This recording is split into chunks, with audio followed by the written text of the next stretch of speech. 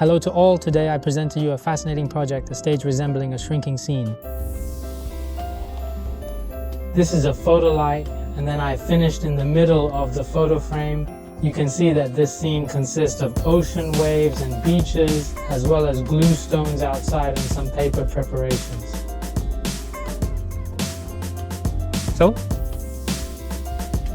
an intriguing aspect here is how I used fluorescent materials for creating these waves.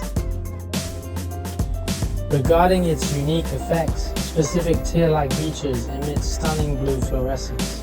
Fluorescent materials, however, need exposure to sunlight or ultraviolet light to activate, so I employed a purple lamp to initiate the color lighting process.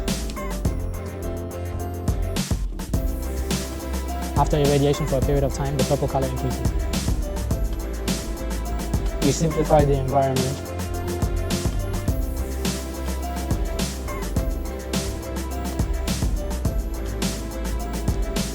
Ultimately, the blue tear fluorescent effect turns out to be truly mesmerizing and magical.